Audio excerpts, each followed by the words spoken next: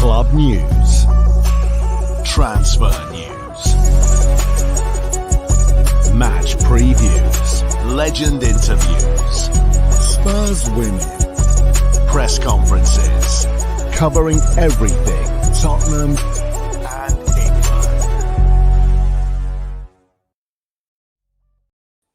Welcome back to the channel and welcome back to another edition of the Spurs Chat Podcast. In this edition, we'll be talking about Tottenham's pre-season friendly. The game has just finished. Bayern Munich 2, Tottenham Hotspur 1. Our first defeat of this pre-season so far. Of course, before this game, we had won 4 out of 4. Now, we are live on YouTube, we're live on X and also Facebook, so please do get involved. Give us your thoughts on today's game and also give us your thoughts on how you are feeling as a Spurs fan right now and how you're feeling with this transfer window so far. As per usual, I've got 3 very special guests to talk about today's game and the transfer window. Back with us is channel regular and broadcast journalist with the Daily Mail, Josh Hughes. Josh, how are you? Yeah, doing well, thanks. Pleasure to be back on the channel. Yeah, I think we're going to have a lot to talk about today, but I'm pleased we had a good second half. Yeah. Also joining us for the very first time is Stuart Simmons, season ticket holder at the Tottenham Hotspur Stadium. Stuart, pleasure to have you here. How are you? I'm brilliant. Thank you so much for the offer to join you. It's a real honour and privilege. How am I? Probably like every other Spurs fan right now. I'm not entirely sure. Yeah, there is a lot to talk about, as Josh said. And also back with us is Matt Jones, of course, channel regular and season ticket holder, also at the Tottenham Hotspur Stadium. Matt, how are you? Yeah, not bad. Good to be back on, Chris, and hopefully looking forward to the season. But yeah, looking forward to be back on here and certainly talking transfers when we get to it. Plenty to talk about. Well, let's get straight into it. Bayern Munich 2, Tottenham Hotspur 1. Vidovic put Bayern Munich 1-0 up after 4 minutes. Goretzka put Bayern Munich 2-0 up after 56 minutes. And then Pedro Porro pulled one back for us after 65 minutes. Now, the match facts and stats. Possession, Bayern Munich had 52% to Tottenham's 48%. Total shots, Bayern Munich had 22 to Tottenham's 11. Big chances, Bayern 2, Spurs 1. Big chances missed. Bayern 0, Tottenham 1. Also, shots off target, Bayern 10, Tottenham 4. And shots on target, Bayern 11, Tottenham 4. Josh, let's come to you first. Let's get your thoughts on today's game because that first half was pretty non-eventful for Tottenham. It seemed like the players were absolutely shattered. Of course, at halftime, there were a very a good amount of Spurs fans very, very disappointed, particularly after the 4 games that we've seen so far. We all know where we are at the moment in the transfer window that we will talk about a little bit later on.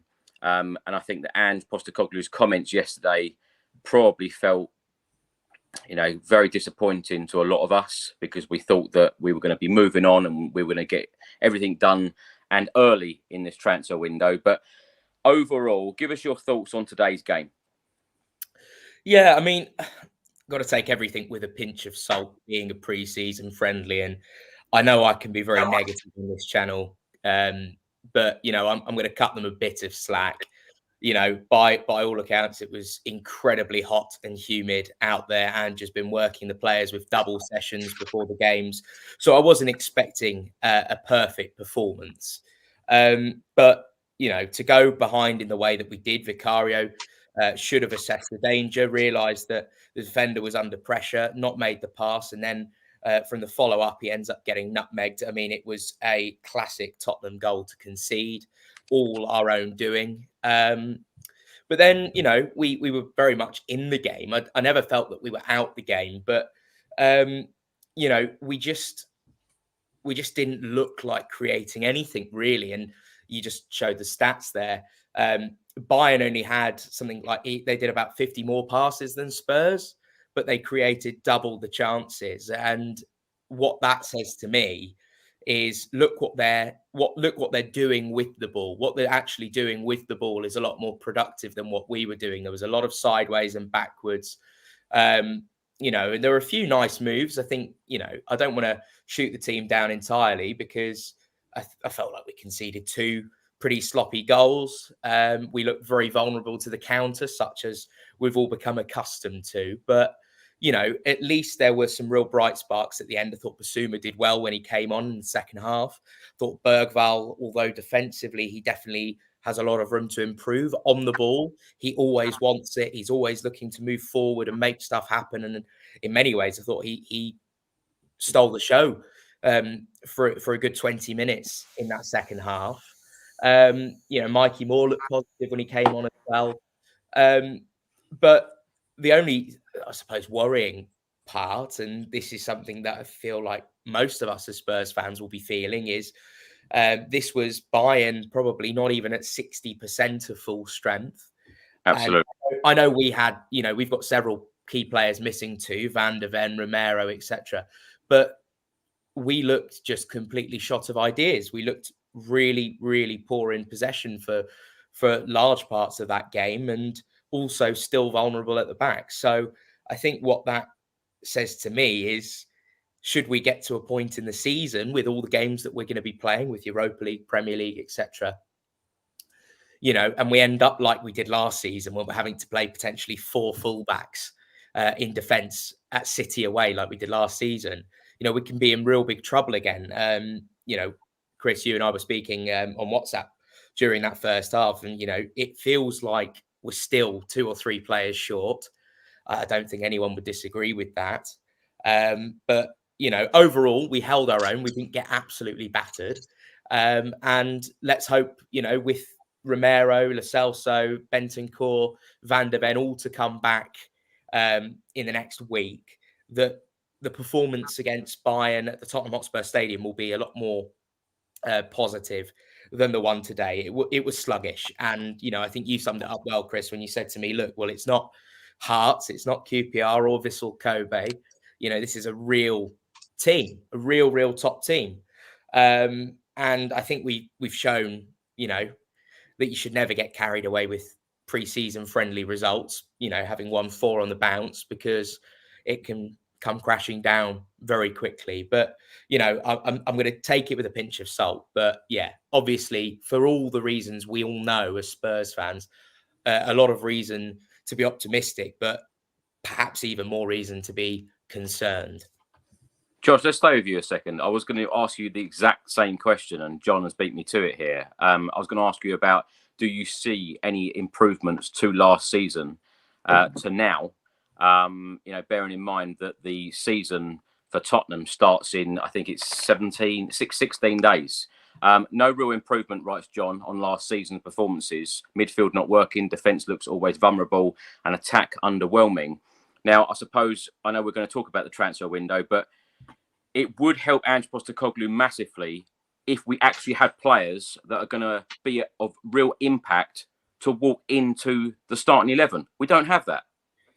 Yeah, it's all well and good signing players for the future, and I'm not going to dispute signings like Bergvall and Archie Gray. I thought Gray struggled today, but he's looked good in pre-season. You know, and we've got some good kids coming through, Mikey Moore, Lancashire and Donnelly. But at the end of the day, if you want to be a club, we like to compare ourselves to the teams above us. You always should anyway.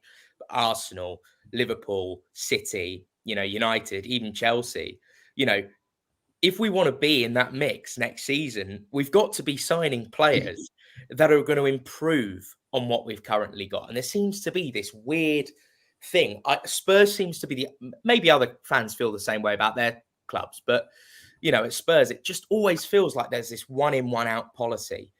We can never build a squad. If we buy a first team player, another has to leave.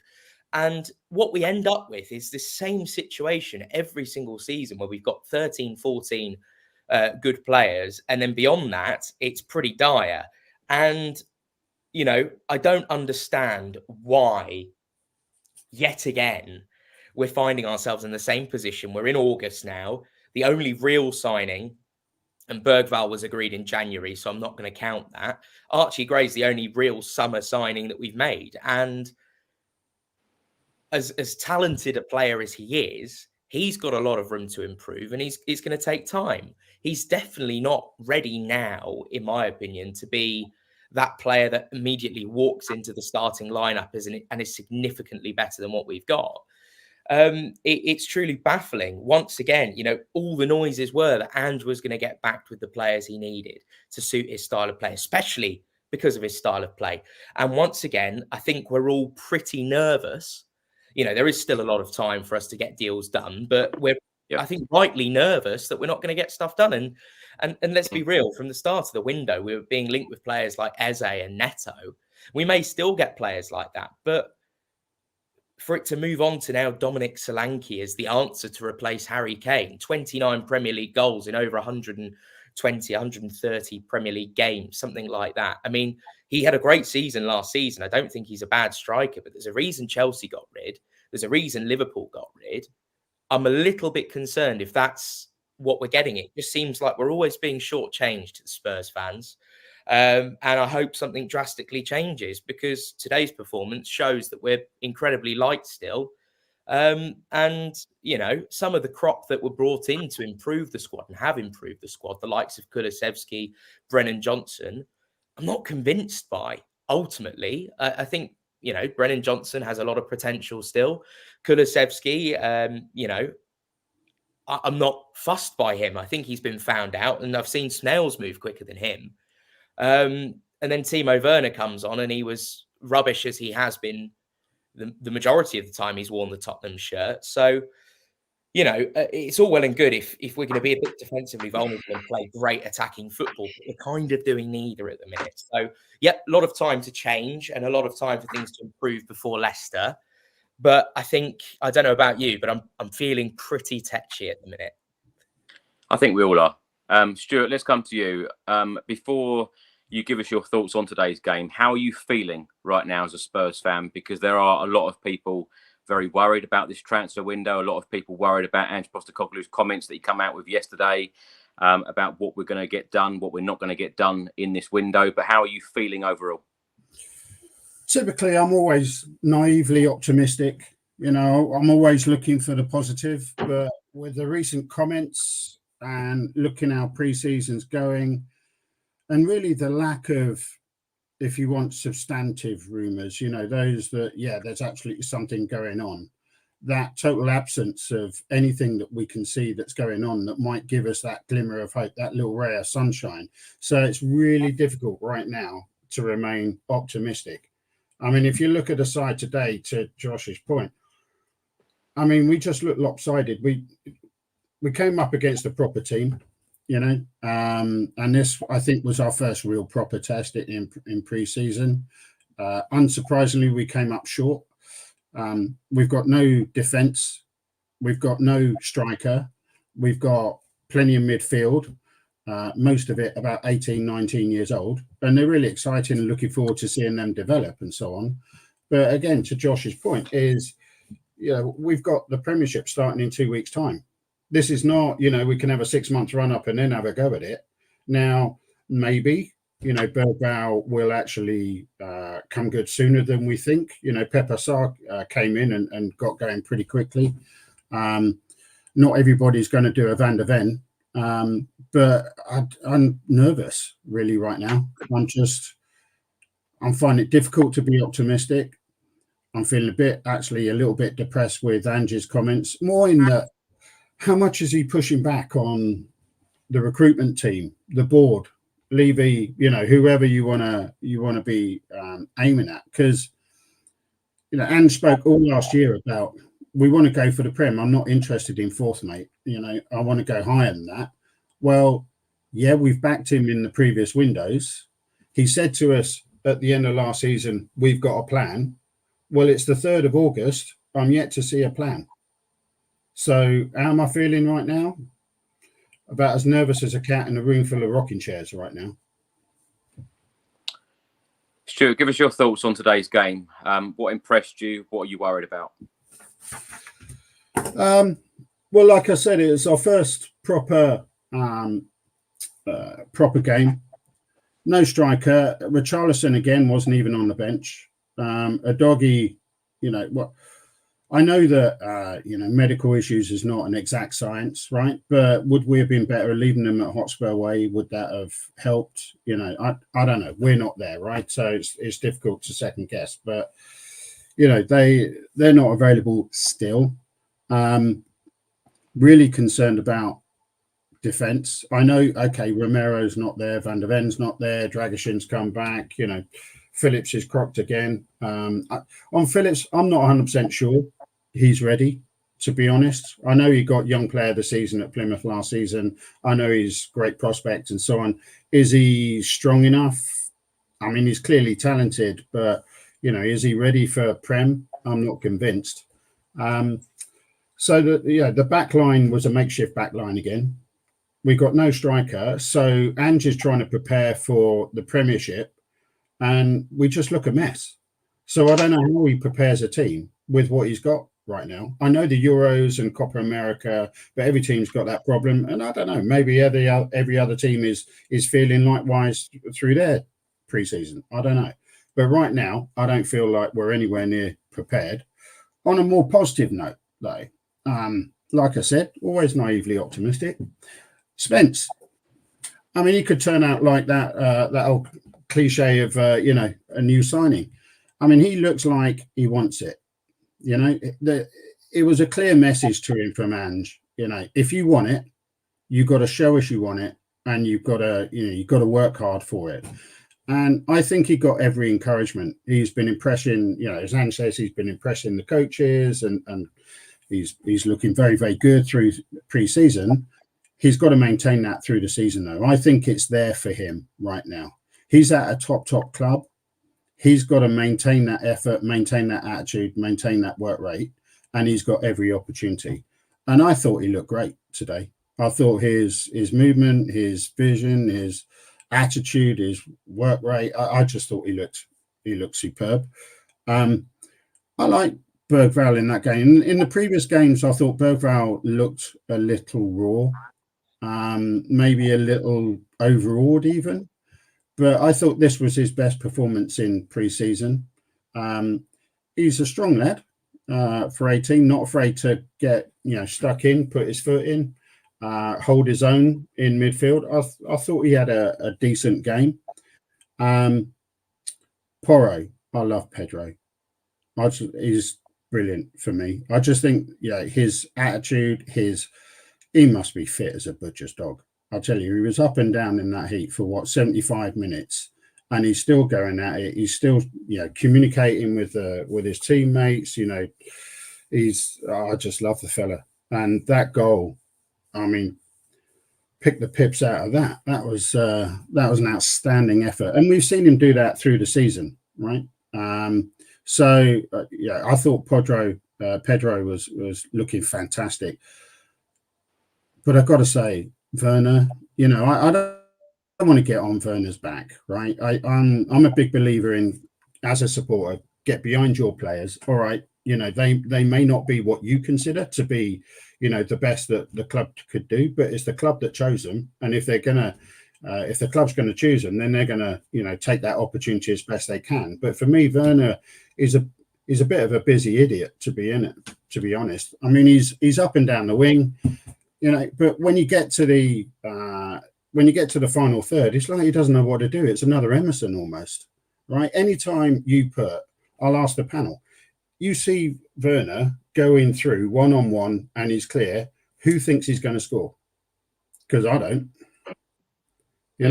When he gets through, maybe 1 in 5, 1 in 6 crosses into the box is going to find someone.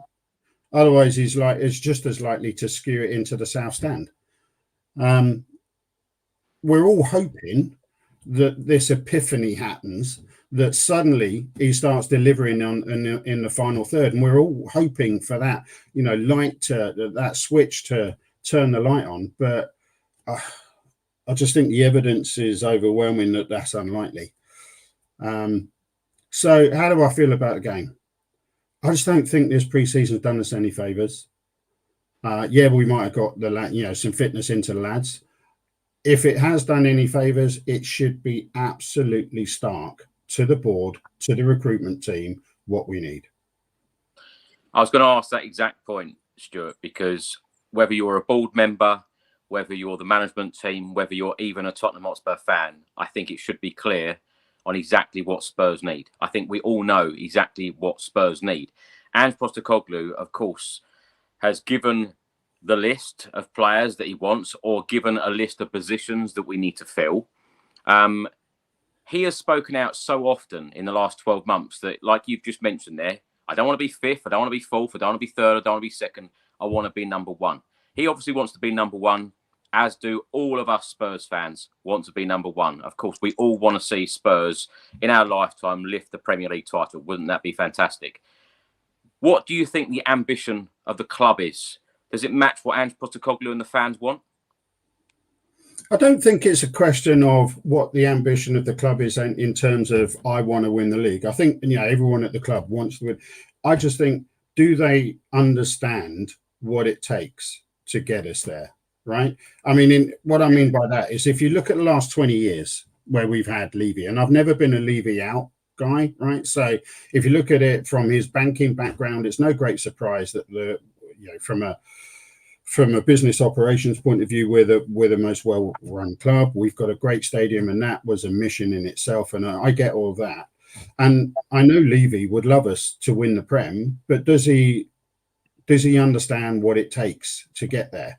And I know that he's got, and we're going to get into transfers and all that good stuff, but I know he put Scott Munn. I know he's got Scott Munn coming, but is he giving him the autonomy to go and do what he needs to do to run the football side of business? Do the recruitment team really have the autonomy to go and get what they need in the transfer market? Because they certainly don't feel like it right now. So, what's the ambition of the club? I think everybody wants to win the league, but do they really understand what it takes, and are they going to do it? Matt, let's come to you. Let's get your thoughts on today's game. I thought that this might be, a talking point of a few negatives, but I just feel like we shouldn't be feeling like this, when we're 16 days away from a Premier League season, should we? No, absolutely. I think just broadly, I think where we are at the moment, that's the concern for me and for all of us, I think, is where we are. Season's, 2 weeks away now? Feel very somewhat unprepared. We need players to come in. There's some key positions. We need a striker, arguably need another attacking midfielder, need cover for a doggy. And we need players. It's all well and good, as Josh said, I think, at the top of the show in terms of buying for the future. And I think we've made some smart kind of acquisitions in that respect. But we need players that are for now and are going to improve the starting 11 and provide that depth. We're back in Europe. We've got a lot of games next season. So that is my concern. And you look at the first 6 fixtures as well. We've got Newcastle away, got Arsenal, Man United away. So, some key kind of fixtures there, and you want to be prepared, hit the ground running from the start. You can lose costly points otherwise at the beginning of the season. And I just feel that we're here again. We done well last summer, as best we could in that window. As Ange just said, it's going to take 3-4 windows to fully build the squad that he's looking for. But it does feel kind of where we are a few years back, where we're leaving the business rather late. And ideally, as Ange said, he would like to pull players in for the tour, for the pre-season. There is still time, but it does concern me. Let's just see, and we'll get into that shortly with transfers. With the game, I think for me, it was broadly a game of 2 halves. I think the first half was tough watch. I agree, they looked tired, leggy. It's the kind of the climate out there, but again, there's so many substitutions and so on, and getting minutes in the legs. It's kind of a concern that they look so tired. But in terms of the game, I think for me, the retention of possession in that first half was, I think, obviously Bayern were pressing us very well, which was obviously pushing us into those mistakes. But again, for next season, looking ahead, how do we beat the press? Because there will be teams that are going to put that squeeze on us, and we need to have a plan B. Can we go over the top? And I think at the moment the answer to that is possibly no. But Matt, to your point there, right? We need to mix it up, and we can't say play the same patterns all the time. Otherwise, you get found out. You get predicted. Exactly right. But unless you've got a striker up top as that focal point, how do you prepare in the pre-season for a game in 16 days' time. If Richarlison comes on and he's going to be that focal point, well, we haven't prepared for it. So, you know, players don't know. And that's my issue. That's my issue. I mean, look at that front three again. Obviously, Johnson, Kulu, Son through the middle. We know that doesn't work, Sonny through the middle. That's not where he's effective. That's not where he can hurt teams as well as he can from cutting in from wide. So, again, it's that preparation. And it was evident to me that kind of going forward in that first half, we just didn't have that quality to play through the lines and open them up. And clearly, from a defensive point of view, we've all spoke about the vulnerabilities in that back line. There was so much space. It was incredible at times for Bayern to just cut through us. So, yeah, kind of that first half was worrying, and then the second half I thought was obviously a slight improvement, and sort of kind of positives for me. No surprise with Bergvall. I think obviously he's young. He will only get better, but for me, he's got a bit of presence. He looks strong going forward. Mikey Moore had again cameo role, but again really positive on the front foot. And Porro, I thought Pedro Porro again. He's just looking a real kind of solid right wing for us. So he was good. And Spence, I think Spence struggled. He was obviously out of position at times, but again, I'm liking kind of his application at the moment, and it's looking like hopefully he's going to get a chance this season. So that's obviously a positive for him. But Matt, going on what Stuart said there about the strike situation, Richarlison not playing during this pre-season so far, despite going to Japan and South Korea and not getting a minute due to injury. Do you think that the plan is in 16 days' time away at Leicester that Kulusevski will be playing through that middle? Quite possibly. We seem to be sticking with that, don't we? And again, that's a concern for me. We'll get on to strikers. Why we have not dealt with that far earlier, I just can't square. You've had the Euros, that kind of excuse now passes, and we should have had our target lined up and brought them in immediately. Do you think, Matt, Ange Postecoglou on the 3rd of August is surprised by what he hasn't had? Absolutely. He cannot be pleased, can he? I think he'd be incredibly frustrated, like we all are. And it's not trying to be reactionary here. It's about the season 2 weeks away. If you're going to bring in new players that are for your starting 11, need to build them into the team, mix them in, and he's not getting that opportunity. So he must be massively frustrated. You've only got to look at his comments at the end of last season, Chris. Yeah. It was about kind of wanting to do the business early where we can. Appreciate he's obviously had the comments more recently of, in terms of not bring someone a knee jerk and just bring in a player for the sake of bringing them in. They need to be the right profile. Come on, 3rd of August, and it hasn't happened. So, it's got to be a priority. We need a striker. We need an attacking midfielder in there as well. And then there's obviously covering other kind of key areas. We're going to have a lot more games next season. Yeah. It's also important to note that, for all that Ange does and, how straight talking he is, he's also trying to strike that balance of building a positive culture at the football club. Yeah. And, he's done a lot, Ange, to bring us as fans close to the players. And I think last season we definitely saw that. Even though we struggled towards the end of the season, there was definitely far more of a connect between us and the squad than there was, for the last few years previous, probably since Poch. So, and I guess at the same time, if he is unhappy, and I imagine you're right, he is, he's not going to speak about that. I think that's for private conversations. I don't think... I would be very, very surprised if Ange comes out throwing his toys out the pram. He's not a Conte, is he? No, exactly. And that's not to say, and I've just seen this message in one of the comments saying Ange is a puppet on a string.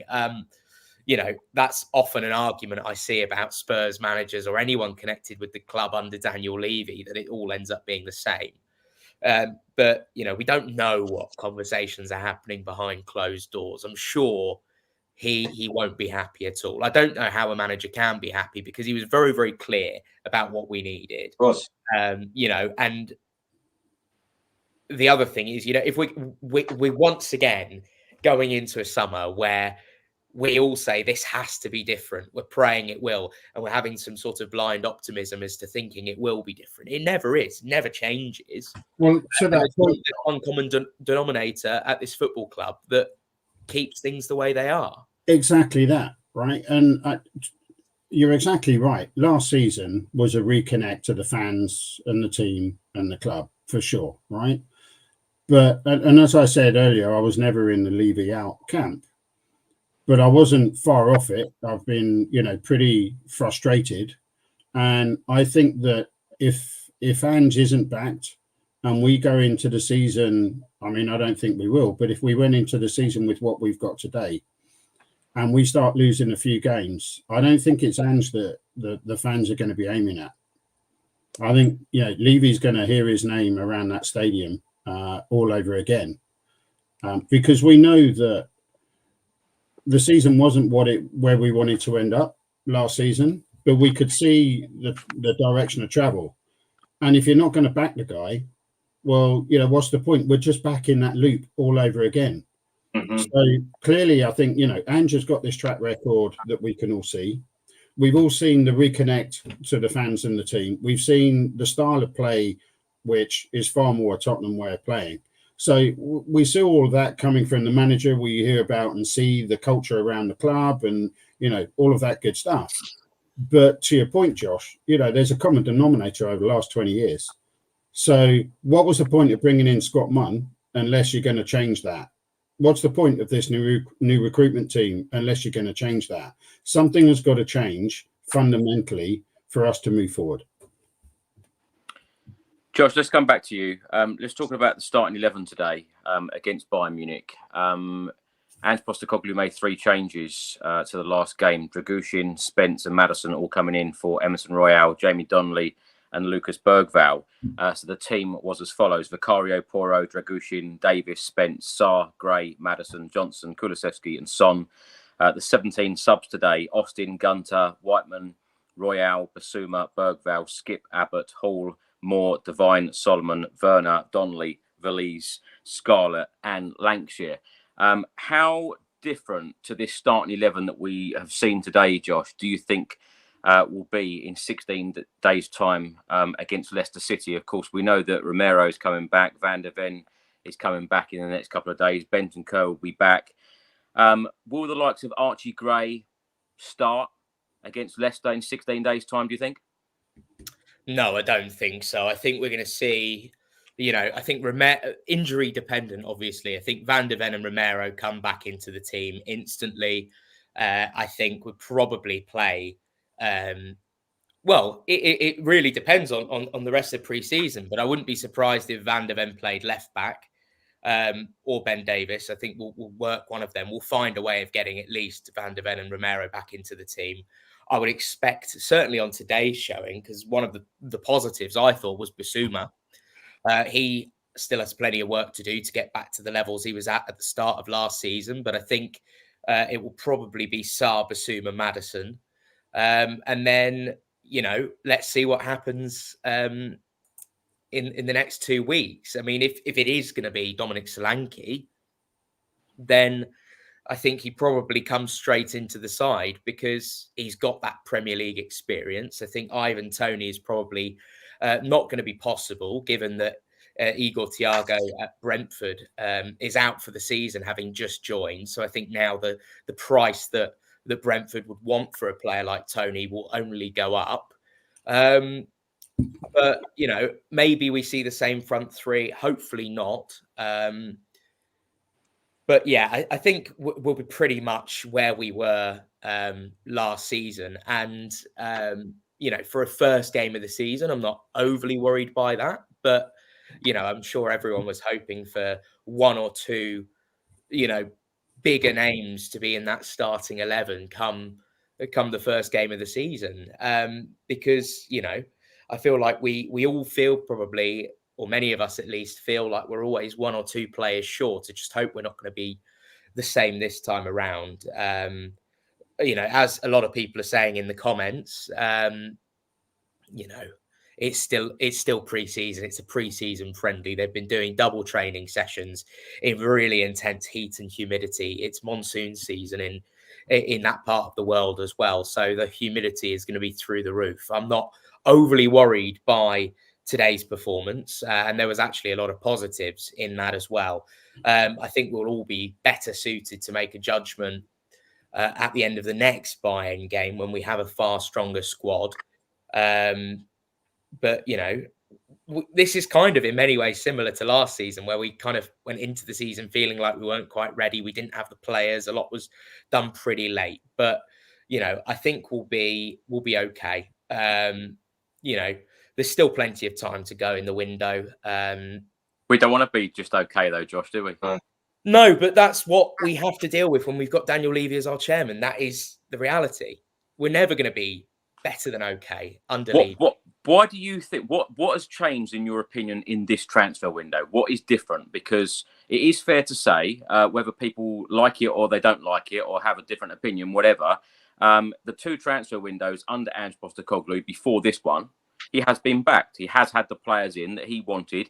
And like Matt said about, you know, in terms of timings, he's had those signings in early.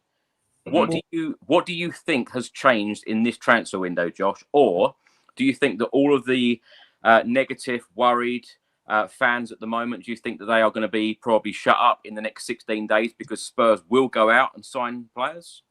I think we will go out and sign players, but, you know, I asked the question to you, did Ange get the players he wants? Did Ange really, of all the players in world football, say, I want Timo Werner on loan 2 years or two windows in a row? I don't think he did. You know, there seems to be this crazy thing at Spurs, this one-out policy. So you don't believe that Ange Postecoglou is getting the players that he wants? I think there's going to be, you know, a balance. I think that with any manager, there's probably a balance of, you know, we're going to back you, say 70%. I'm just making up figures here, by the way, but to make the point, you know, we're going to back you X, Y, and Z of the way, but we also have to bear in mind as a football club, you're not going to be here forever. We need to think about the club's ambitions. I'm not saying I agree with it, but there will be certain decisions that are probably made for the club and not, you know, not necessarily for Ange. I don't think he's going to be happy with this. It's very obvious the style of football he needs. And we don't have attacking players who can, cross a ball particularly well. And we don't have a striker that can finish them off. So, Josh, sorry, on that point on Timo Werner, right, which I think is a well-made point. The thing that struck me is how early they made that loan, another season loan, rather than waiting in the market and seeing, you know, who's available, who could come in. They did it almost immediately. They had a deadline. Well, firstly, there's a deadline, and I think there's an element of, you know, with the competition that we're in next season, or Europa League and Carabao Cup and stuff, you know, we are going to have more games. We need more depth, but, you know, there's always just this sense that we're always being, you know, shortchanged. And it always feels like, you know, even take last summer, for example, we signed Van der Ven, great signing, one of the best signings we've made in years. And it was quite a lot of money, about 45 million, could go above 50 million if add-ons are met. And I'm not saying this is fact, but it feels like Ange says, okay, now I want a striker to replace Harry Kane. And the answer he'll get is, oh, no, but we've just spent all this money on Brennan Johnson. We spent all this money on Van der Ven. So unless we can get someone in on loan, we can't afford to, you know, that's the thing is Spurs always run by the books. And I'm not going to criticize Spurs for doing FFP and all of that the right way. But Spurs can spend more money than any other club with FFP regulations because of how we've been run. When is it going to be the case that Spurs spend significantly more than we make up in player sales? We just don't ever operate that way. And, you know, Van der Ven, someone says in the comments, Van der Ven was an Ange signing. He was an Ange signing. From what I've been told, he was a player that he looked at Celtic and was keen to bring in at Celtic. So, you know, it shows that Ange knows something about player recruitment and players that will suit his system. But, you know, I don't know if everyone else feels this way. It just feels like, you know, it's very clear. I could name probably 5 or 6 players that if Spurs sign those 5 or 6 who are there to go and get this summer, and I'm not going to have any of this Spurs can't afford them, because Spurs have the money. They made enough money from those bloody concerts to buy some of these players. Then we'd all be happy. Eze, Neto, Gyökeres, those are just 3 players. If Spurs go and get those types of players who are all affordable, they may be expensive. They're more expensive than what we're used to spending. I'm not going to have that we can't afford these players, because we absolutely can, with the TV money and the sponsorships and all of the other events at the club alone. But the club just are not operating that way. Fingers crossed that changes. And, I think this is probably a case of the season is approaching and we're getting a bit tetchy, but we need to go out and buy top quality players. It's no good.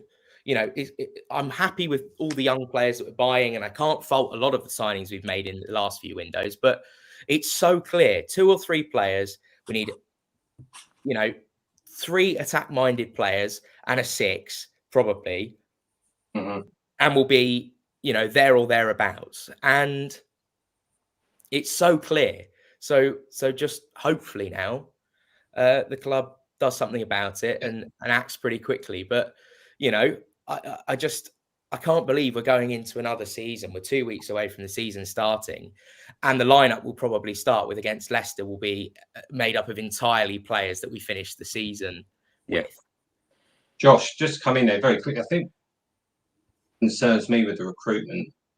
Made some points well there. It's with Richarlison, for example, the striker situation. My concern is if we're going to bring someone else in, he will then have to go out to fund that.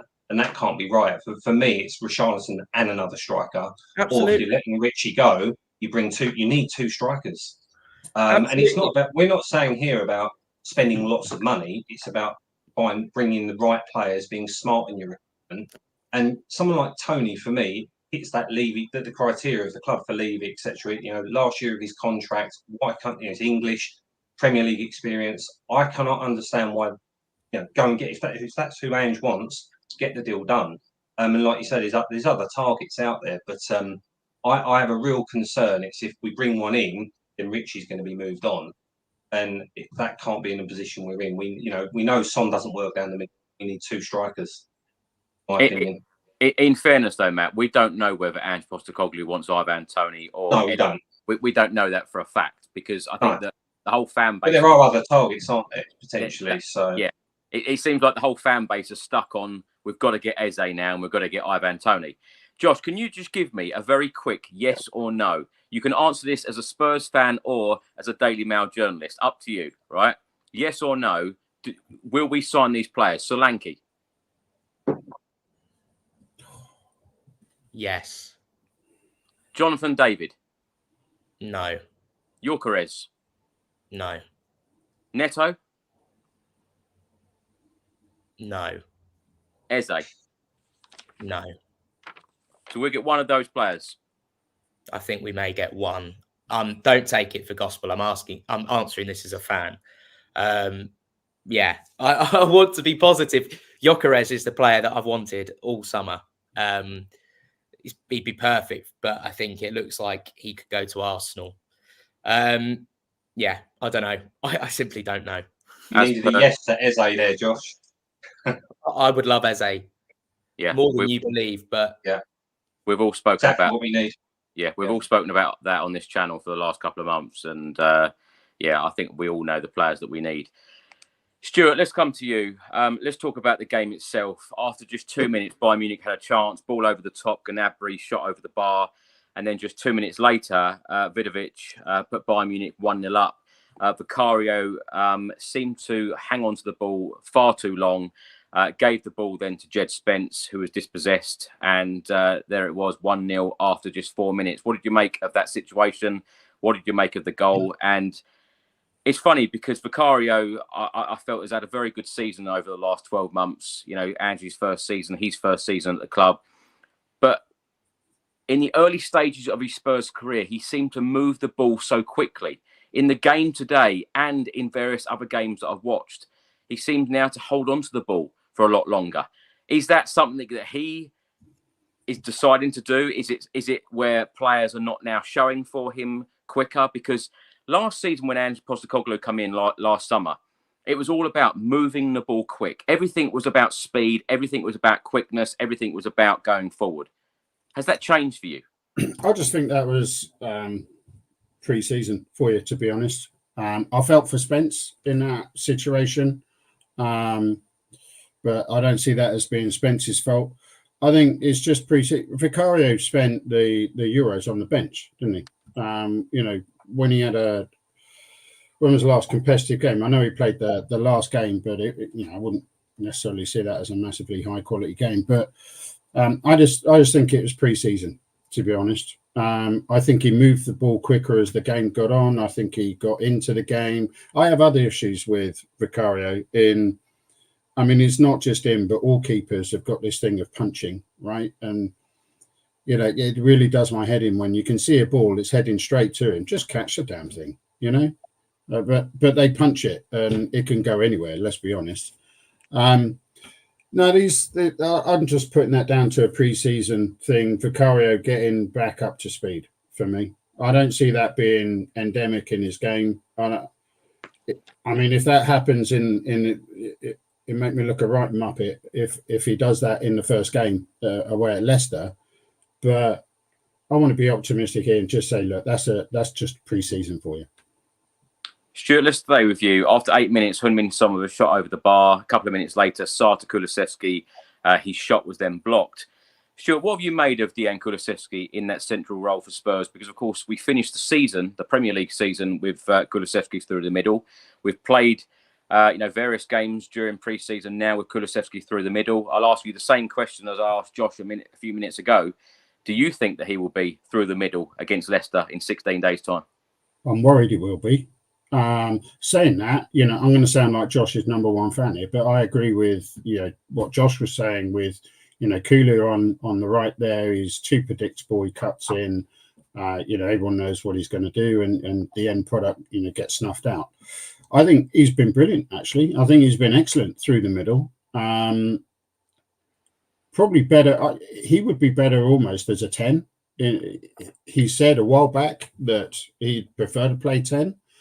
But actually, some of the vision that he showed in putting through balls, I think that wasn't it an assist in the last game where he put a beautiful ball through that was then slotted home. But I'd see him more as a 10. But we've got no choice, have we? Richarlison is still out.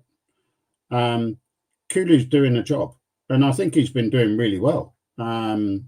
A lot better than I thought he would, to be honest. At the back end of last season, they kind of experimented with Kulu in the middle, and for me, it wasn't really happening. But during this pre-season, I think he's been that much better. I don't know. What do you think? I'm with Josh. We need a striker. I'm with Matt. Oh yeah, I'm not saying we don't need a striker, 100%. If we start with Kulu up front through the middle, I'm not going to be a happy bunny for sure. That is certainly not what I want to be seeing on the opening day of the season for Tottenham. And I agree with Josh. If we've got the majority of that starting 11 who was here last season, we need game changers. We need players that are going to take this club forward and move us to that next level. And when I hear the manager constantly saying, as he has done for the last 12 months, we want to be number one. All of the players have been openly saying, we want to challenge for trophies. Even Romero. The thing is, though, right? If we get 3 signings in the next 2 weeks, I don't care. Solanke, Eze, and I don't know, whoever come in the next 2 weeks, right? The mood music will change immediately, right? I think right now the big question is. It will change, Stuart. It will certainly change. The mood will probably go a little bit higher, but it won't make us title contenders. Buying players in the next 16 days, I feel like you need a lot of planning to get those right players in, those right targets. Yeah, that's the point, though, right? He said at the back end of last season, we've got a plan. I'm happy with the plan. Well, was the plan to wait till the 3rd of August? I'm pretty sure it wasn't. No, absolutely. And I get that maybe, there's some players that you might have a eye on and you've got a knockback. For sure, but Ange is known for saying, "What? Move on then. Okay, let's go hit target number 2." but I just don't feel we're acting like a big club. You know, I almost feel like we get bullied. You know, you get someone like Thomas Frank turning around and making statements last season about, you know, players and what have you, and you're thinking, well, hang on a minute, you're Brentford and we're Tottenham. And I don't think we act that way. Yeah. Matt, let's come to you. Going back to the game, on 18 minutes, Tell with a shot on target. Vicario saved it. A couple of minutes later, Bayern Munich had a corner. It was met by the head of HeungMin Jae, went over the bar. My concern, 20 minutes into this game, is set pieces. You know, we saw set pieces last time. Spurs really struggled, and particularly from corners where, you know, it would be met by the head of the opponent. Clear in space. Yeah. Has anything changed on set pieces for you? Yeah, doesn't look like it at the moment. It is probably a little bit too early to judge because it's probably not the back line we're going to see. But from what we've seen, we can only go on what we've seen so far. It looks the same. It does look the same, and you're spot on. It last season that was cost us massively. I can think, you know, Arsenal at home, Newcastle away. I remember being up there every time. Newcastle winning at the corners. It's always a Newcastle header on the ball.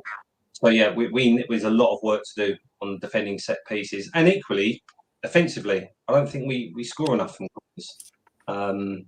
So that's a frustration. But yeah, there's work. There's certainly work in progress. There's work to do there, and we need to tighten up on set pieces defensively for sure.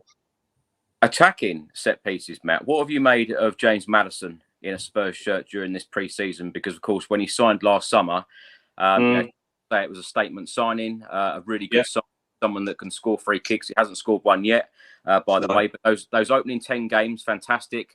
Had his injury, came back. What have you made of him? We need more from him. I do think that injury really did set him back, didn't it? That happened because it was the Maddison we expected when he came through the door, hit the ground running.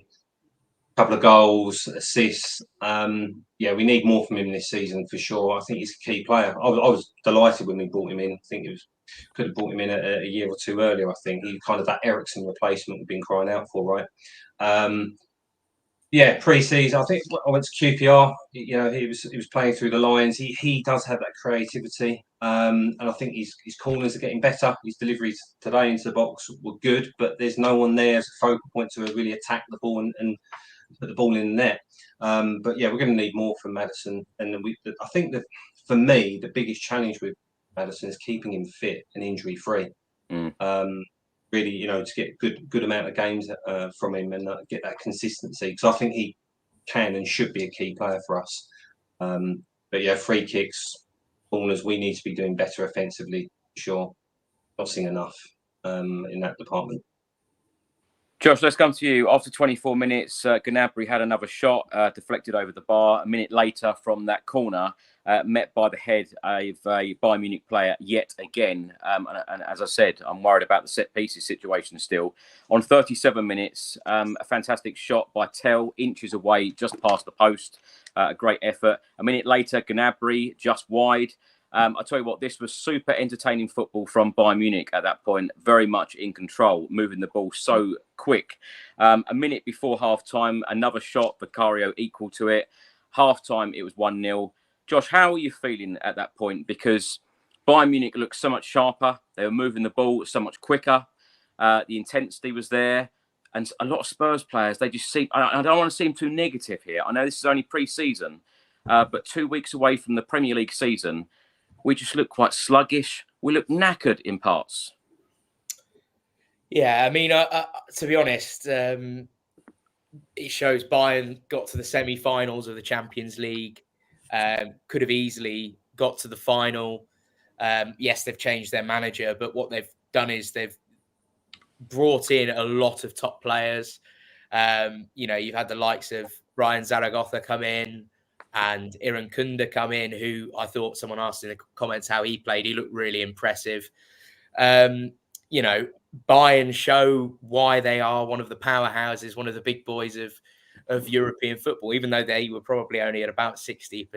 That 60% is still incredibly strong.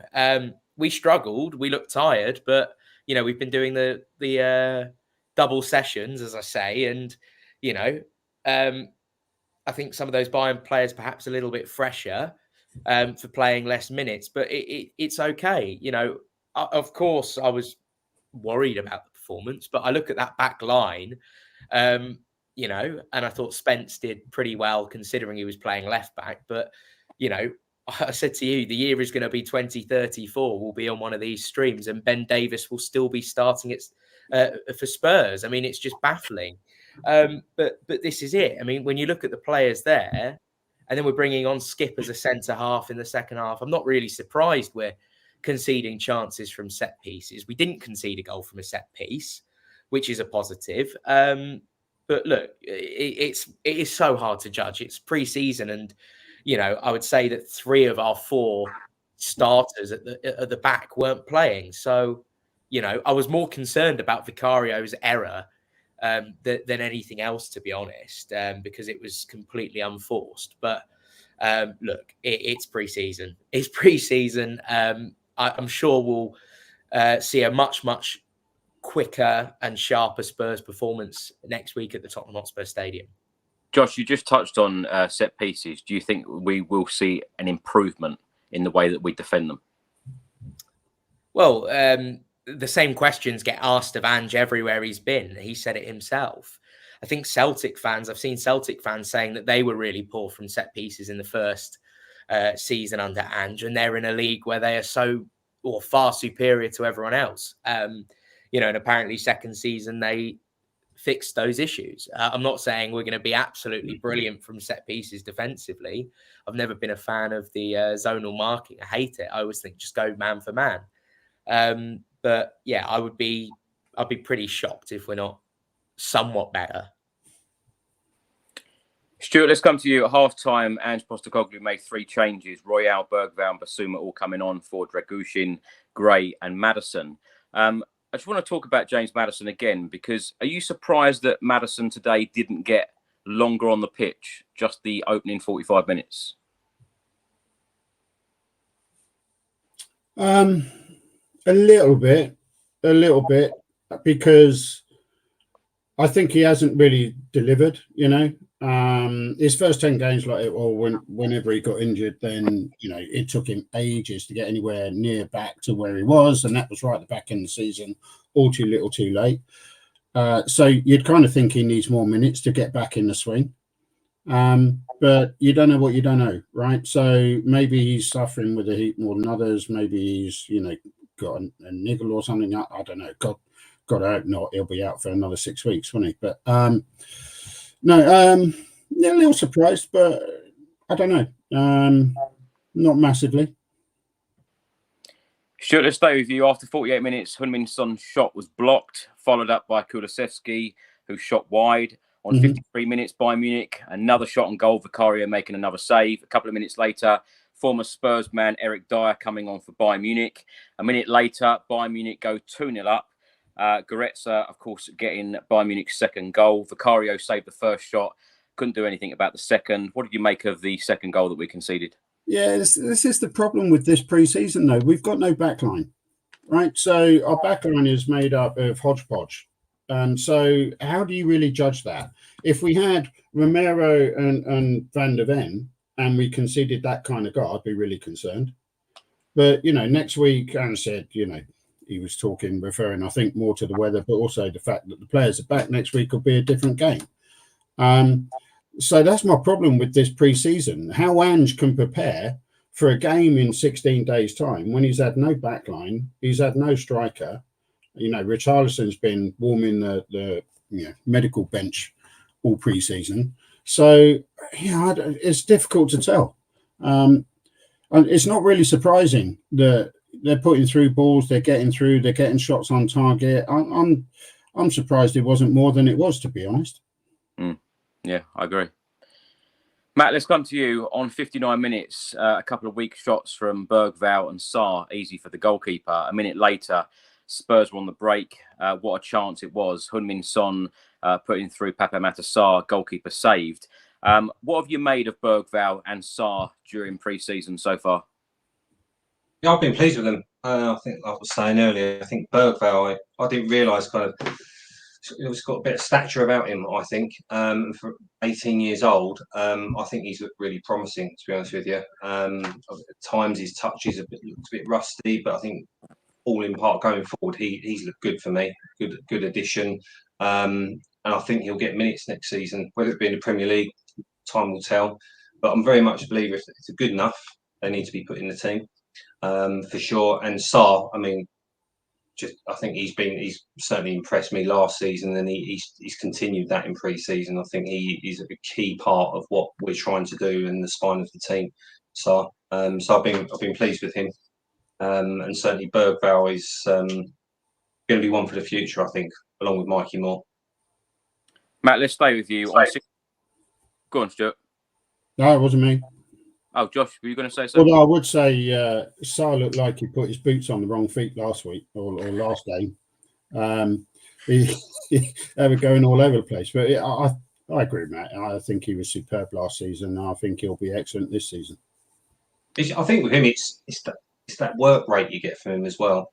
He gets around the pitch, doesn't he? And yeah, he's still young. So there's room for improvement with him. Matt, let's stay with you. On 64 minutes, Ange made a treble sub. Devine, Donnelly and Skip all coming on. Davis, Spence and Sarr going off. What have you made of the situation with Jed Spence? Because it did look like a couple of weeks ago we would be selling him to Genoa. They then didn't want to pay the money that was supposedly agreed. They wanted to pay less. Spurs said no. He's come back. He's done extremely well during pre-season. First start under Ange Postecoglou during this pre-season. Yeah. Ange even said in the last 24 hours that he does have a future here. They've been very impressed by his attitude and his work rate. What have you made of this turnaround with Jed Spence? I think it's been great. Me personally, I remember when we signed him, I thought, he's looked good. We'd seen him at Forest. We knew there was potential kind of work that he needed to apply himself and attitude, etc. But yeah, I think it's been great because, as you say, it looked like he was potentially going out the door. And hopefully he's turning it around. And certainly from kind of Ange's perspective, it looks like he's trying to manage that situation and kind of motivate him to go on and be a better player for us. And I just wonder with Spence, is it a case of, with Emerson more than likely leaving the club, he feels there is an opportunity there for him. There's going to be more games, as we've already said this season. So, yeah, I think certainly he'll give that cover for Porro and certainly should get game time. And for me, as you rightly say, if it's the work rates there, he's applying himself, the right attitude, English, he's young, he's got pace to burn, he's very positive going forward and struggled at times today, but he was being played out of position. But even so, I think on that right-hand side for us, it would be great to see him kind of stay and kick on, because that's what we bought him for, even though at the time it was probably a club signing. It's been a remarkable turnaround, really, because I thought he was one of the players that would probably go this window. So, that's potentially a good thing, and money could perhaps be invested elsewhere. Josh, does it look like Jed Spence will be a Spurs player for the entirety of next season, do you think? I think let's see. I think the fact that he's playing well in pre-season is good for two things. One, if we're going to keep him, it's positive. But also, if we want to make a little bit of money off of him, then there's that as well. I couldn't tell you whether he's going to be at the club or not. I'm going to say he will be. It looks like he's obviously getting a chance to prove himself again. We know his past, his troubles, his sort of causing arguments and this, that, and the other, attitude problems, what have you. But he's been plastered kind of on our social media, and he's been given a good showing by Spurs in terms of minutes and in terms of kind of outreach on social media. So that would indicate that perhaps he will stay. I'm not opposed to it either, because he played well today. I thought he did really well, and he put up with the fact that he was asked to play on the opposite flank. This is nothing against Emerson Royale, but I think Emerson Royale, has looked far worse in that left back position when he's been asked to do it than Spence looked today. And I don't think that Spence is a bad backup option to Porro. But then if we're going to talk about Spence, we've also got to talk about Reguilon, because From what I was told about Reguilon, he was late to a team meeting in Australia last summer, and he had a falling out with Ange over it. Apparently, he apologised and wanted a clean slate. Ange's had no interest ever since.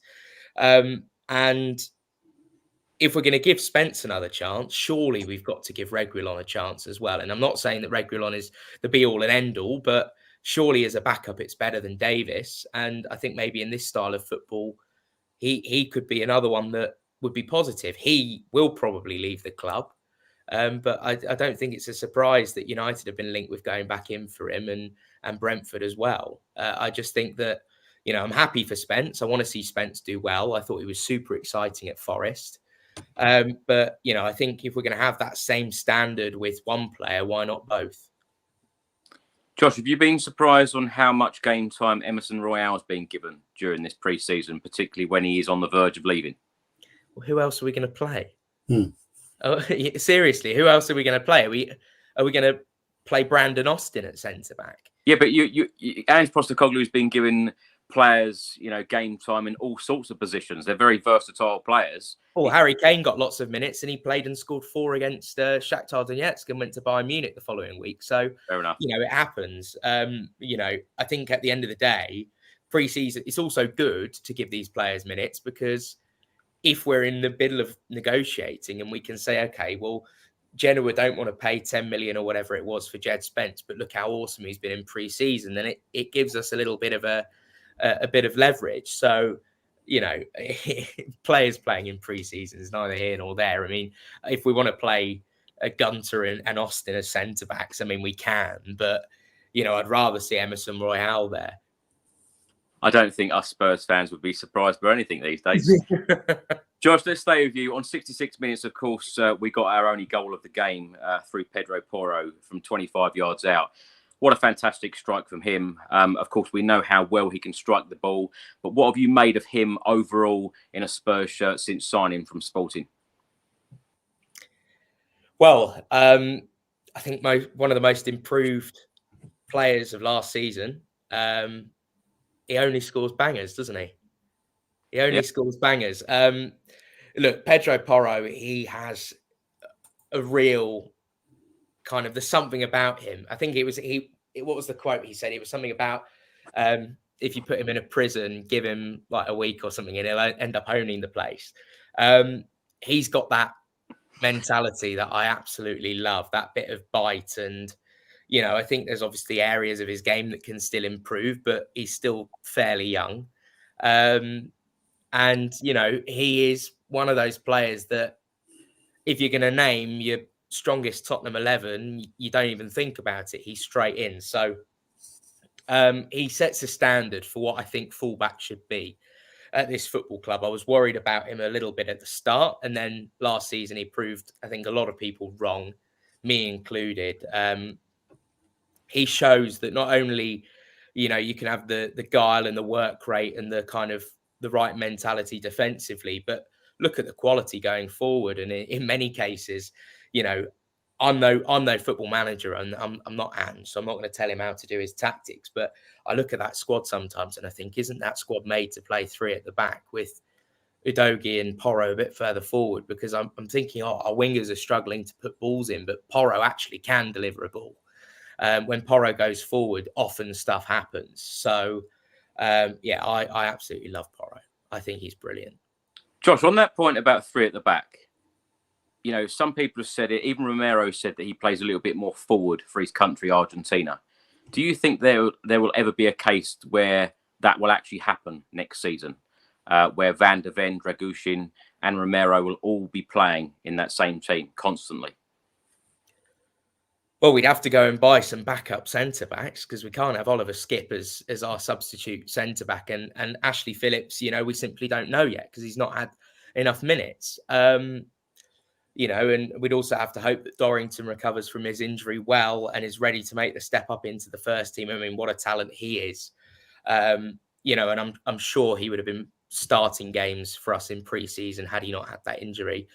But yeah, I mean, I'm not Ange Postecoglou. I think Ange Postecoglou, from what I've seen, seems so set in his ways that I would really struggle to see a time where he changes it up like that. But I mean, this is not an Ange out or anything like that, because I really like Ange, but just imagine what Antonio Conte would have thought of this group of players compared to what he had at the time. Imagine, having players like that at the back, those two wing backs and those centre backs. I'm sure he would have absolutely loved it. But yeah, I think it's something that a lot of us fans have thought about, especially with the quality that Dragushin has.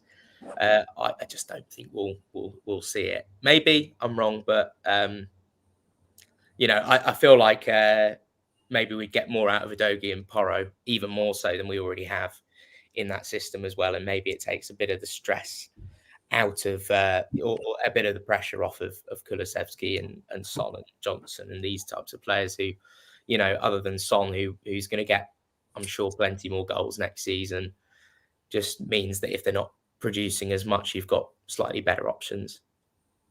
That's exactly where I was going to go, talk about Brennan Johnson. Stuart, let's come to you. On 69 minutes, Spurs had a great chance. Bergvall put it wide. And then a minute later, Brennan Johnson put the ball into the box, but no one was there. What have you made of Brennan Johnson in a Spurs shirt so far in his career? Surely there is a lot more to come, but are you confident as a Spurs fan that Ange Postecoglou can get the very best out of him? Ange has got a reputation of bringing on players, and I think that's justified. As for Johnson, he's still young. I don't think he had the best of games today. I think he's played a lot better. I think he's shown he can do it. The question is, can he do it consistently? There was talk of last season it wasn't expected for him to play as much as he did. But injuries meant that, he was drafted in, he played on the left, he played on the right, and what have you. But, look at the other players that we've got around the place. Like, we just brought in Archie Gray, he's 18, Bergvall 18, what have you. I think they're going to get minutes and, they could well take that. So my point is, I don't think, what is he, 23, isn't he? Johnson, somewhere around there. Yeah, he's old enough. He's just got to find a way of putting in consistently, 7, 8 out of 10 performances, because he can drop to a 5 out of 10, and then you kind of everyone's on his back. I don't think the crowd on his back last. I'm not a big fan of our supporters getting on our players' backs in the way sometimes they do. I'm not a big fan of that. I think you got to really get behind them, and then that's how they get better, because they're only going to get worse. So a lot of it's up to him. I think if he keeps putting in the effort, he's definitely got the talent. I think if he keeps putting in the effort and he ups it another 5% and he can keep that consistent, I think he'll be great for us. But it's a big question if. Matt, let's come to you. On 74 minutes, Ange Postecoglou made 4 subs. Werner, Austin, Lancashire and more all coming on. Son, Vicario, Kulusevski and Johnson all going off. Let's stay on the subject of Brennan Johnson. Matt, what have you made of Brennan Johnson in a Spurs shirt? Have you been impressed by him? Has he surprised you in any way? Because I must say, last season, seeing Richarlison so wasteful in front of goal on so many occasions, and then when you see Brennan Johnson and, say, Timo Werner with various chances which they wasted and didn't put the ball in the back of the net. And Ange Postecoglou, I know exactly what Stuart's saying about, getting on players' backs. I'm not one of those either. But when players do have a number of opportunities that they waste, it is extremely frustrating. And I know Ange has been very critical of that final third, being so wasteful in that final third. How confident are you as a Spurs fan that the likes of Timo Werner, Kulusevski, HeungMin Son, Richarlison, Brennan Johnson can find that great form to be putting the ball in the net on a lot more regular basis?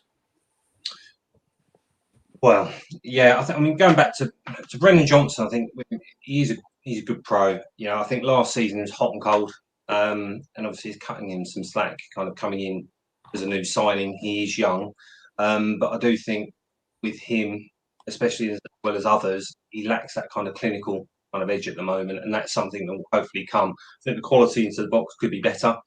And I think it's the same with Werner. With Werner, talking about it earlier on one-on-one, do you feel confident with him? Probably not. But cutting him from the wing, his delivery generally can be pretty good. But again, we haven't got that killer striker who's there to kind of mop up those chances, and we need that kind of clinical factor next season. I think, will that happen with what we've currently got? Jury's out for me. I don't think we've got the quality at the moment, Chris, to really have that kind of killer instinct to really, put teams to the sword and kind of get 2 or 3 goal margins. And it was frustrating at times. I think with fans, some of them obviously will get on their back with the players. It's just purely frustration. You can see what Andrew's trying to do. You can see what the philosophy is trying to kind of do, creating chances, but so wasteful at times in front of goal last season. And it all comes down to, for me, is getting that focal point and getting the right striker in that front line. And I think, as we know with Sonny and others, they can be far more effective playing into that striker that may be. I totally agree with you, Matt. 3rd of August, it's not good. If we don't get that striker in, then we're going to end up when Richarlison's injured yet again. Then Sonny's in the middle, and that's not where we want him. We want him out on the left, pinging those balls into the top bins, and we want a focal point through the middle that allows him to play out on the left and the wingers to do their thing, and the wing backs coming in. But as it stands right now, I'm with you. I don't see where we're going to improve in our goals ratio at all. Josh, let's come to you. When HeungMin Son went off after 74 minutes, he gave Oliver Skipp the captain's armband. Now, of course, Oliver Skipp had very, very limited game time under Ange Postecoglou last season. There has been various reports. How true they are, I have no idea, about clubs being interested, such as Leicester City. If you were Oliver Skipp, what would you be thinking? Because, with the amount of midfielders that Spurs have got, there are reports that Spurs could be bringing in more midfielders. If you were Oliver Skipp, surely you'd be wanting a lot more game time. Surely you'd be wanting to move away from the club, because let's face it, I don't feel that he's going to get a lot of game time next season if he stays. What do you make of it? Yeah, I think it's a head and heart situation for Skippy, isn't it, really? Because he's come through the ranks at Spurs. By all accounts, he is a Tottenham fan, and I think that would make any decision pretty difficult. I'm sure he will want more minutes, but I'm also sure he's probably feeling semi-encouraged by the fact that he's been given the captain's armband in the absence of Maddison and Romero and Son at the end of the game there. So, there's obviously a reason why he's still at the club, and in many ways, I think that Skipp is, he's someone that I think everyone would be sorry to see go, because he's one of our own, and that goal against Chelsea alone, I'll always love him. But I think for his own sake, it's time he needs to move on. We can't keep him at the club as he gets older, and he just becomes that guy that fills in every single position you ask him to, if 2 or 3 players ahead of him get injured or are not available for whatever reason. I just think, Leicester would be a great move for him. There are other clubs, that could potentially be interested in a player like that. And I just think, I'd love to see him have the opportunity to start week in, week out somewhere and, kind of get back to the same sort of form that he showed on that loan at Norwich, where I thought he was magnificent. I think everything has its course, and I think it would be a poor decision for him to stay at the club. I think if there's an opportunity to leave, he should be doing what he can to go, because I think for his own career. But he may be happy with what he's got. He may be happy, on the money that he's on and with the opportunity to play for the team that he supports. I don't know. I hate hearing that. I hate hearing about perhaps he's happy with the money. Surely it should be about the game time. It should always be about the game time and about playing football as a footballer. That's my opinion anyway. Stuart, let's come to you. In the last 15 minutes, there were so many development players playing for both sides, Tottenham and Bayern Munich, which was great to see. During this pre-season, has anyone surprised you? Have you been impressed with anyone in particular with the development side with Spurs? I don't know about you, but I felt in the last game when the development players came on, the academy players came on, I thought the play improved. Yeah. And same again, this time. Who's impressed me? I think Lancashire's impressed me. I mean, you've seen the under 21s playing, quite a lot, so these guys, right? But Lancashire's, he's a unit, isn't he? He's not a small lad, and his movement's pretty good. I like him. We saw a little bit of Mikey Moore last season, but I think he's mustard. I think he's going to be something else. It's ridiculous. His composure for 16 years old on the ball. I mean, he just looks cool as ice, doesn't he? I think he's going to be something. I worry about, some muppet like Matty Cash, siding him down, going, cutting him in half or something. I think he's going to be outstanding. I think Jamie Donnelly, I was just thinking, Stuart, that is the quote of the podcast. Some muppet like Matty Cash. Well, he is, frankly, in my view. But there you go. I think Jamie Donnelly's done well. I mean, I wasn't overly enamoured with him playing left back, but I think I can kind of see what the thinking is. As he comes inverted and he gets involved in the game further up the pitch, and his qualities come to bear. I get that. I think he's been, he's a funny lad and he's a quiet lad. He's not. I don't see him as one of those that's going to be shouting his face off in the dressing room. But I think he's one of those that when he does speak, you're going to listen. So those three guys for me. I don't think I've seen enough of Divine. To be honest, I'd like to have seen him get more minutes. Who else am I missing? I mean, the others, maybe. Who's impressed you? I mean, you've seen these guys. And my question to you is, you've seen these guys play through the under 21s, right? Do you think that they are delivering on the promise that you saw through the under 21?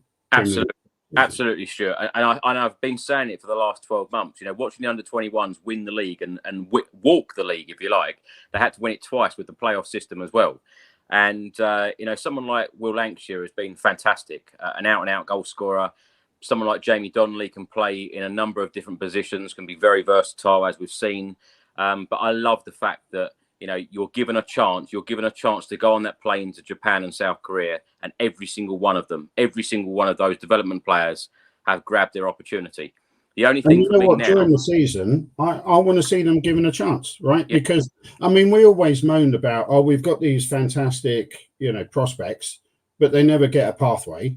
Yeah. Well, I think we can see a pathway here. And I'm hoping that with the extra games, the European games and what have you, I'm hoping that we're going to see these guys in the first team getting minutes on the pitch. Well, that's another point, Stuart, because there's a lot of talk at the moment about someone like Will Lancashire going out on loan to a Championship club, a League One club, or even in Europe. And when you talk about someone like Alfie Devine, for instance, or Ashley Phillip, who won the Young Player of the Year at Plymouth, these guys, they go off on loan. They're very used to playing minute after minute, game after game, week by week. And then they come back to Spurs, and then they're going to get very, very limited game time. Would you be very disappointed to see some of these players to be shipped off on loan in the next couple of weeks? Those three I've mentioned, I'd like to see him get an opportunity in the first team in the Prem and in Europe. I think, others, I mean, Devine has always been, that great prospect and well thought of around the club. I just haven't seen personally enough of him in pre-season.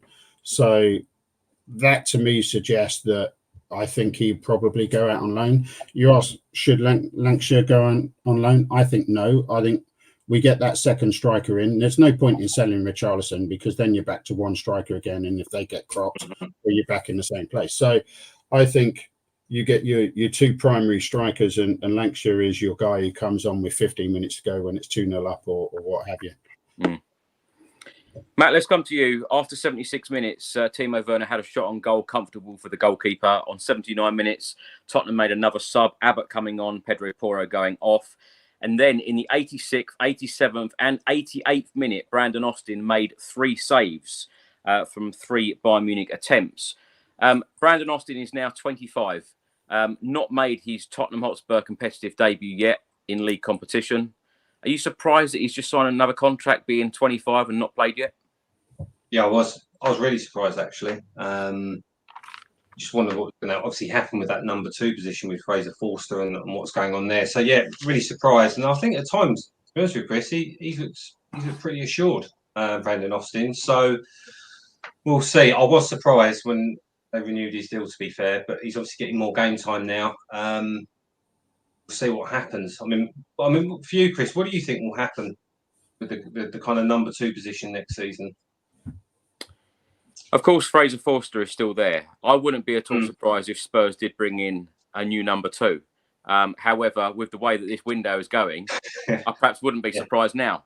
The fact that we've all sat here and said we're on the 3rd of August and we've done very, very little business. But that is definitely an area where I think that we need to strengthen again, because I've said on a podcast in the last 24 hours or so, a couple of injuries, and I don't want to seem doom and gloom and I don't want to be negative, but a couple of injuries to this squad right now could be equally as frustrating as last season when we had those injuries to key players. And I just feel like we have to learn from last season. We have to learn from, previous windows and what's happened in the past, and just give Ange the tools in order to go forward. Because, Vicario, we were very lucky that he played every game last season. But you know what it's like. It's like at football clubs when you get injuries to key players. So hopefully that, there will be a lot of movement. And that's the worry for me with that goalkeeping situation, because obviously last year, Vicario thankfully was fit. But this, and we went out of the Carabao Cup, as we know, early at Fulham, FA Cup early exit against City. So we didn't have the issue of the volume of games, where next season, there's no way Vicario can play all those games. So there's that, and there's always the risk if he gets an injury. So that does cause me some concern on who is going to be the backup keeper. Whether is they it bring a concerted view that Brandon's not good enough to be number 2 then? He's got no Premier League experience, Stuart. That's the problem. Does he? Yeah, no. At 25 years old, I think that's quite old in terms of not making your debut for the team. It's a big risk, isn't it? Yeah. It's perhaps he needs a couple of games where if Vicario, it would happen, wouldn't it? If he was on the bench, if Vicario went off injured, then he'd get the minutes. But I think that's the only way he's going to get into the team. He's never going to force Vicario out of the team by being number 1. I'm so sorry for this podcast going on, but of course we did have a lot of stuff to discuss. We did say that we'd discuss the transfer window, so I'm going to very simply ask all 3 of you to give me your thoughts on the window so far, what you expect to happen in the next 27 days of the window, and not only about expectation, what do you think will happen in the next 27 days? Josh, let's start with you. I'm going to try and answer this quite quickly. I'm going to go bang average as our window so far. The expectation is that we need to start acting like a top 6 club, and we need to start showing some ambition. We need a striker. For me, we could do with 2 wingers and a number 6 as a minimum. And then, nice to haves would be a backup left back and a backup goalkeeper. One of those wingers, if it's Eze/10, I'm happy with that. What I think we will get, I think we'll bring in 3 players before the end of the window. I think we'll be happy with at least one of them. But it's hard not to feel like if we're going to sign one top player, any remaining players that we go for will be sort of we have to sort of have a but next to it. So yeah. Josh, you gave some stats about Dominic Solanke earlier that didn't sound very impressive, but he did score 19 Premier League goals in 38 Premier League appearances last season for Bournemouth, who weren't one of the top sides in the Premier League last season. Were you impressed by him last season, and what is your issue with Spurs signing him? I was impressed by him. I don't think he's a bad striker. I just think that there are plenty of strikers that are far more impressive than him that you could go out and get this summer. Who? Gyökeres. I was going to say exactly that. Go on then, Josh. Who? Gyökeres, Lois Openda, We're not going to go and sign Osimhen because we're not going to spend that type of money, but I think he's more impressive. Ivan Toney, there's 4 players that are more impressive, in my view. Julian Alvarez, available this summer. Spurs should be all over Julian Alvarez. Even people can say, "Oh, he'll never join Spurs," but if he's available, you have to at least make an offer and go for it. 100%. Because he's top quality. So there's 5 players that I think are better than Dominic Solanke. Yeah. I'm not saying that Solanke's a bad striker. I just think yet again it's another one of those. If we're going to spend £65 million there or thereabouts on a striker, I'd rather go for someone else and someone that is a little bit younger as well. I know some people always say, "Oh, well, Gyökeres hasn't played for a top 5 league. Gyökeres hasn't, not Prem proven." I mean, he was at Brighton for a bit and he went to Coventry and he was very good. So I don't believe that he would struggle in English. Yeah, Josh, those 5 that you mentioned, do you think Tottenham could get one of those? Yeah, well, I mean, I think Gyökeres is there to go and get, offer a big fee and scrap the sell-on fee on Marcus Edwards. And I think you'd be all right to get him. I'm sure he would join a club like Spurs. But and also I think it's absolutely nonsense, this idea of Prem proven and or English, because look at the amount of top strikers that there have been in the Premier League that weren't Prem proven before they joined. You've got Chris Kitchen now. Yeah, they don't always work out, though, Josh, do they? No, they don't always work out, but that's like any player. I mean, you can say that about literally anything. So, I don't think we should be sacrificing. This is one position where we need to go and get someone of top quality. Yeah. And for me, Spurs should be competing with the likes of Arsenal and Liverpool and Man United for top players. Stuart, let's come to you on the transfer window. Players that you'd like to see in, players that you'd like to see go out the door, and most importantly, do you think you're going to be happy at the end of the window as a fan? And do you think? Oh, that's an easy one. I'm not going to be happy. I mean, what football player's happy at the end of the window? No, I'm saying, if you as a fan, do you think you're going to be happy at the end of the window? And do you think Ange Postecoglou is going to be happy at the end of the window? No. But I mean, happy is stretching it, right? I mean, you've got to be realistic, right? I mean, in reality, we'd want to go and change probably 50% of the team and go and smash, half a dozen £100 million players, right? So, but to Josh's point, again, I'm going to sound like Josh's number 1 fan here, but I think he's absolutely right with Gyökeres. I think you've got to act like a big club. You've got to go in with a big fee, and you've just got to make the deal happen, right? And I think Johan Langer, it's on you. This is your job. This is what you're brought into the club for. Go make it happen. If you can't make it happen, then maybe we've got to think, do we have the right man in our recruitment team? So I think I'm all over Gyökeres. From everything that I hear, he would be the perfect fit for the system. Eze, I mean, I've heard you talk about Eze. I'm right with you. I think we should have signed him 2 seasons ago. I thought he was great then. Typical Spurs, hanging about, probably thinking, let's see if he develops or something. I don't know what the thinking was, but we should have got him 2 seasons ago. Yeah, I think we need a winger. If Eze comes in, you're going to have. I think if you got Gyökeres and Eze in, and they came in next week, I think this would be a very different podcast. And then I think we need a left back. Destiny got injured. Ben, I love Ben, right? 10 years servant. He's played pretty consistently for us. He's never going to rip up trees, right? But he's 32 now. I think he's good around the squad, particularly a young squad. You got to offer more than that. He's got to be on the pitch as well. But I don't think he's going to dip less than a 7 out of 10 or maybe a 6 out of 10. I'll just undermine exactly what I just said. But if Destiny gets injured, I think we need a quality left back there. So for me, a striker, a winger, and a left back, Gyökeres, Eze, and someone we've never heard of probably. Craig writes here, the window is pivotal to push on. We simply need to back this manager in this window. We will fall short again if no decent business is done before the deadline. Craig completely agree, but then again, you and I agree on a lot.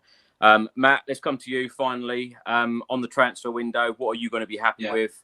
And do you think Ange Postecoglou is going to be happy on the 1st of September?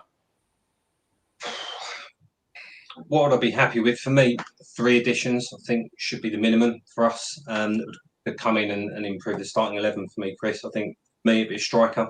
We all know that, striker. In terms of options, I would agree with, Josh and Stuart. For me, Tony would be the obvious one. You've obviously got Gyökeres. I think his contract he's on a longer term deal, isn't he, Gyökeres, at Sporting. The other one we haven't mentioned, and I think, again, no reason why we couldn't be ambitious, is Dusan Vlahovic. I like him. I think he's a big physical number 9. Yeah. And there's obviously Julian Alvarez. So they would be my kind of 4 targets that we should be looking at ahead of Solanke, in my opinion. But listen, if Ange is happy with Solanke and feels that he can kick him on further than what he's done last season, fine. And then I think for me, it's that another attacking player, wide player, winger. First and foremost, I think we'd all agree Eze, if not Neto.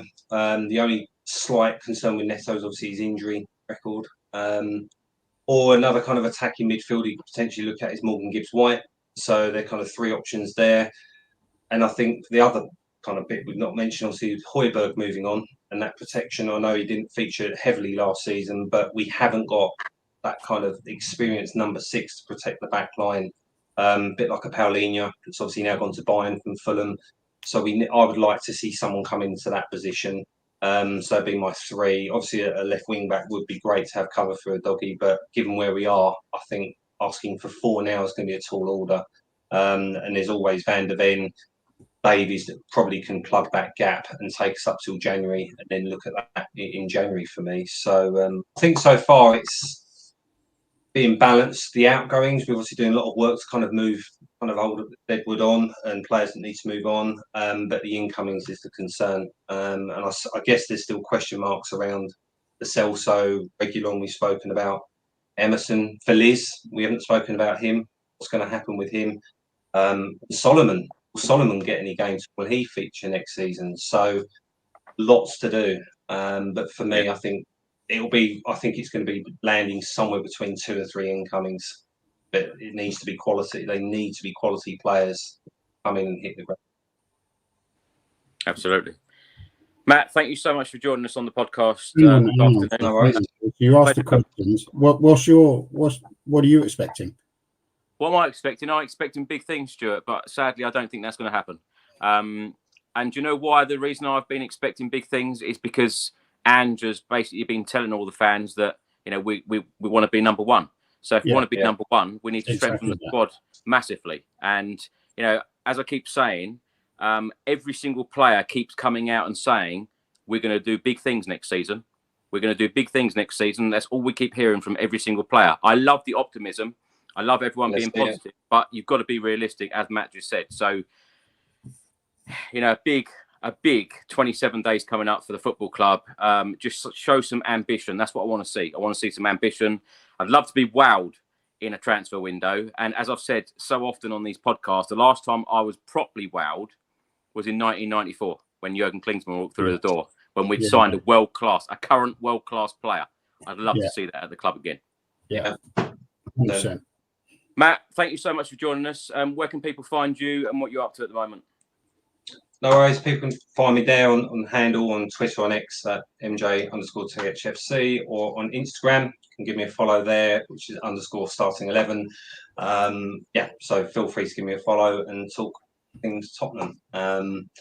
Obviously on Instagram, if anyone's kind of looking at shirts, happy to kind of have discussions around that. So feel free to give me a follow. And thanks for having me on, Chris. It's been good. Matt, thank you so much. Look forward to having you on again soon. And Stuart, of course, you've made your debut today on the show. Hope you've enjoyed it. I'm so sorry. Some of it has been, or a lot of it has been, quite negative in a lot of ways to do with the transfer window and what's happening. But as you've said on this podcast, it can change very quickly with a couple of new signings. So hopefully that will happen. But we'd love to have you back on the show again in the near future. So where can people find you? What you're up to at the moment? Brilliant. Thanks so much. You can find me on X at DataSimo2476 if you really want it.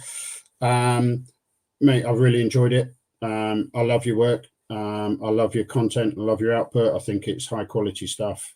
Really enjoy it. So I'm really honoured and privileged to be here. So thanks so much.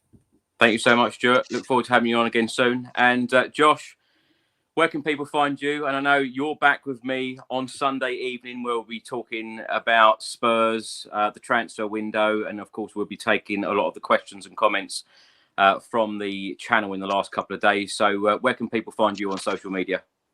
At Josh Hughes TV on X. Hopefully not repeating too much of the same stuff, but just a pre-warning, I'm going to try and get into you a little bit, Chris, because I've seen lots of comments about this.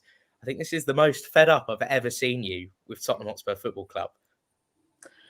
Well, let's hope it is going to be a very busy 27 days, because I feel like there's a lot of fed up people at the moment, and we should not be feeling like this just a couple of weeks before the season starts. So I'm certainly hoping that we will all be smiling in a couple of weeks' time and Ange Postecoglou delivers success for us, because the success has, it's 16 long years without a trophy. It's got to end one day, and hopefully it'll be under Ange. But yeah, I look forward to our chat on Sunday evening, Josh.